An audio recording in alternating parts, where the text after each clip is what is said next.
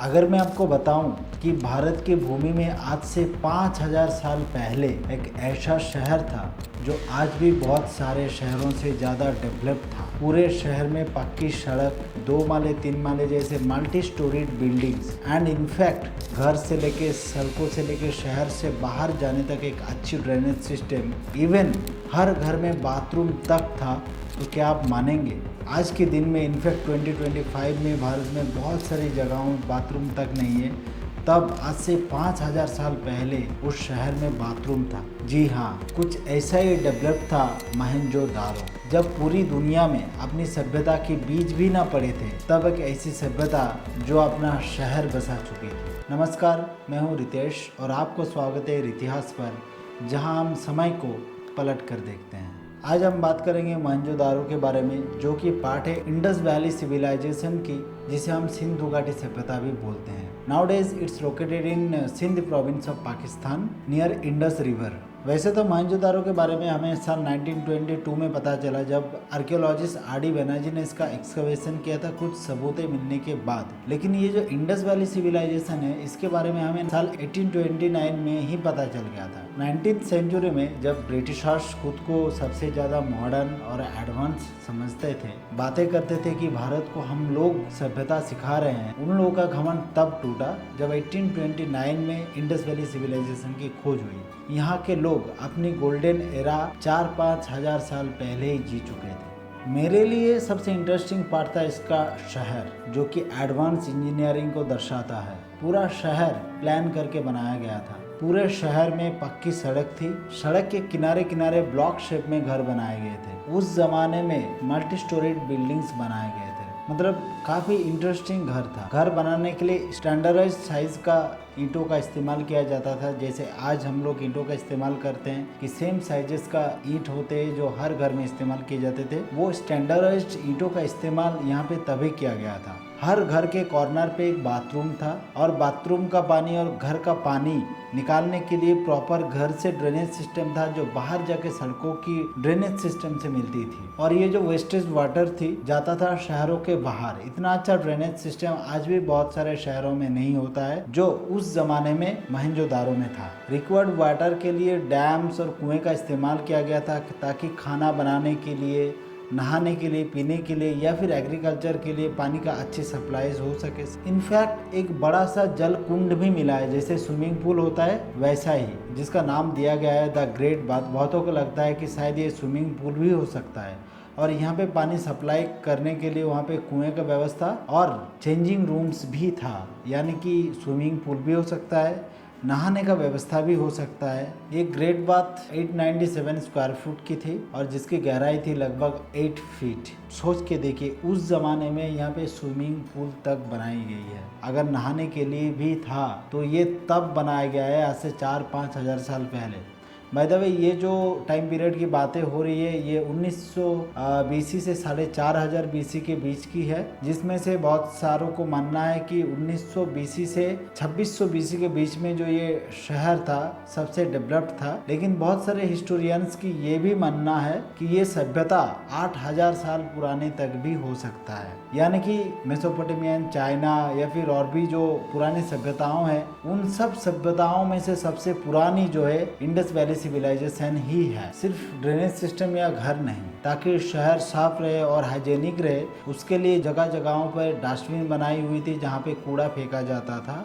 जरूरी निर्देशों के लिए साइन बोर्ड का भी इस्तेमाल किया जाता था। जैसे आज के दिन में रास्ते के साइड में साइन बोर्ड्स होते हैं, कुछ ऐसा ही जगह जगहों पे साइन बोर्ड का भी इस्तेमाल किया जाता था, जो कि उन लोगों का अपनी भाषाओं में लिखा हुआ रहता था। पर सबसे हैरान कर देने वाली बात ये थी, जो मुझे लगा है, कि इतना एडवांस होने के बाद भी कोई राजा या आर्मी होने का कुछ सबूत नहीं मिला है। पूरा शहर एक जैसी अमीर, एक जैसी लाइफस्टाइल। ये जो पूरा शहर था ये 2 पार्ट में डिवाइड था, एक लोअर पार्ट और एक अपर पार्ट। जो अपर पार्ट था वहाँ पे ज्यादातर शायद अमीरों रहते थे, क्योंकि वो थोड़ा ज्यादा एडवांस थी। ऐसे राजाओं के लिए अलग से कोई घर या कोई राजमहल ऐसा कुछ नहीं पाया गया था। और एक इम्पॉर्टेंट बात, पूरा शहर जो था वो एक दीवारों से घिरा हुआ था, जैसे कि the great wall of China हम लोग जानते हैं। इतनी बड़ी तो नहीं थी, लेकिन पूरा शहर, ताकि बाहर से कोई एनिमल सके उन्हें अटैक ना कर दे, या फिर फ्लड वगैरह जो भी बाहर की अटैक्स होते हैं उनसे सेफ रहने के लिए पूरे शहर को दीवारों से घेरा गया था। वैसे कोई रिलीजियस एक्टिविटीज का पक्का सबूत तो नहीं मिला है, लेकिन हमें जो सील्स और स्कल्पचर्स मिले हैं, जिसमें से एक पशुपति शील है, इन सब चीज़ों को देख के बहुत सारे हिस्टोरियंस को लगता है कि शायद यहाँ पे शिव जी का पूजा किया जाता था। लेकिन ज़्यादातर सील्स में विभिन्न प्रकार के एनिमल, ट्रीज वगैरह की स्कल्पचर्स थी, जिसको देख के बहुत सारे हिस्टोरियंस को ये लगता है शायद वो लोग नेचर्स की पूजा करते होंगे। आर्किटेक्चर के साथ साथ आर्ट का भी एक्टिविटीज़ था, क्योंकि इतने सारे स्कल्पचर्स बनाए गए हैं। और एक स्कल्पचर्स ऐसा मिला है जिसमें से एक डांस करते हुए नर्तकी की स्कल्पचर्स बनाई गई थी, तो इसका मतलब कि शायद यहाँ पे डांसेस और म्यूजिक का भी एक्टिविटीज़ था। एडवांस आर्किटेक्चर के साथ साथ एग्रीकल्चर के साथ साथ ये सारी चीज़ें भी होती थी। मिट्टी, पत्थर और मेटल की चीज़ों की टॉयज़ बनाई जाती थी, ज्वेलरी बनाई जाती थी, और इनफैक्ट गोल्ड, सिल्वर और कॉपर का भी इस्तेमाल ये लोग जानते थे, क्योंकि ऐसे सबूत एक्सकवेशन के दौरान हमें मिले हैं। लाइवलीहुड के लिए एग्रीकल्चर किया जाता था।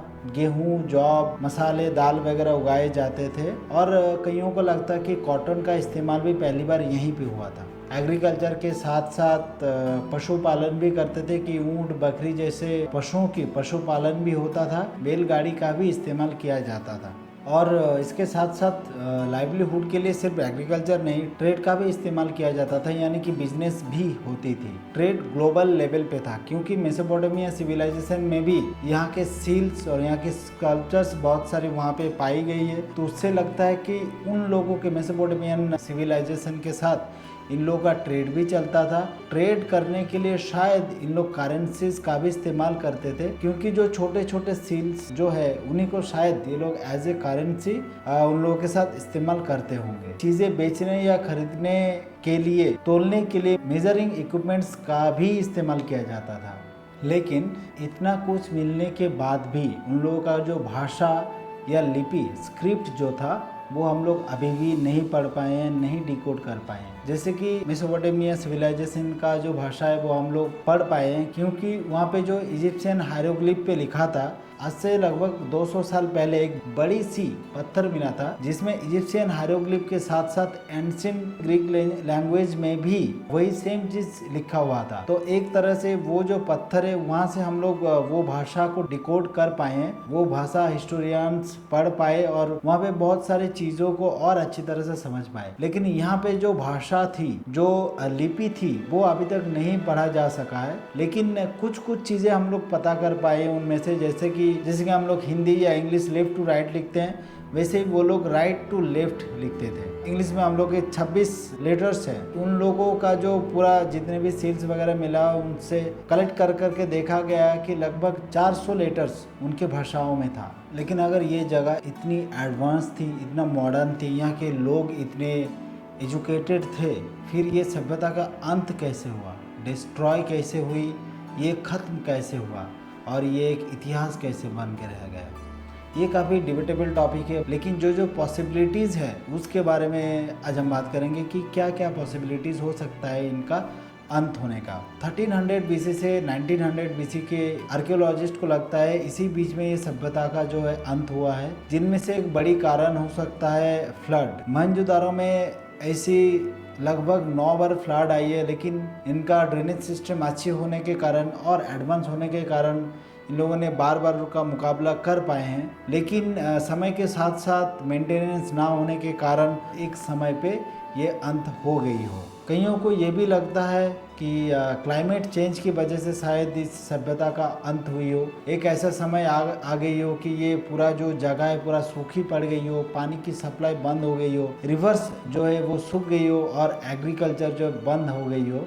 जिसके कारण यहाँ के लोग भूख से मर गए होंगे और कुछ लोग कहीं और जाके माइग्रेट कर गए होंगे। इसके साथ साथ नेचुरल डिजास्टर भी हो सकते हैं, बड़ी लेवल पे अर्थक्वेक की वजह से पूरा जो जगह है वो नष्ट हो गई हो। अर्थक्वेक के साथ साथ बहुत सारे लोगों को, बहुत सारे हिस्टोरियंस, आर्कियोलॉजिस्ट को ये भी लगता है कि महामारी एक ऐसी महामारी आई हो जिसकी वजह से जो सारे लोग हैं यहाँ के वो मर गए होंगे। एक और थ्योरी है एक्सटर्नल इन्वेड के कारण जो है ये सभ्यता नष्ट हो गई हो, क्योंकि यहाँ के लोग शांति प्रिय थे और मिलजुल के रहते थे। यहाँ पे कोई आर्मी या राजाओं का भी जो निशाना हमें नहीं मिला है। शायद कोई और इन्वेड हुई हो जिनमें से बहुत सारे लोग मारे गए हो और जो नहीं मारे गए वो शायद कहीं और डर के मारे माइग्रेट कर गई हो। तो ये सब कुछ कारण है, डिबेटेबल टॉपिक से एग्जैक्ट तो पता नहीं कि किस कारण से इस सभ्यता का जो है अंत हुई हो, लेकिन ये सब कुछ टॉपिक से जो बहुत सारे हिस्टोरियंस को लगता है कि शायद इनमें से कुछ एक हुआ होगा। तो ये थी मोहनजोदारो, मिट्टी में छुपी हुई एक सभ्यता की इतिहास। Thanks for watching the video.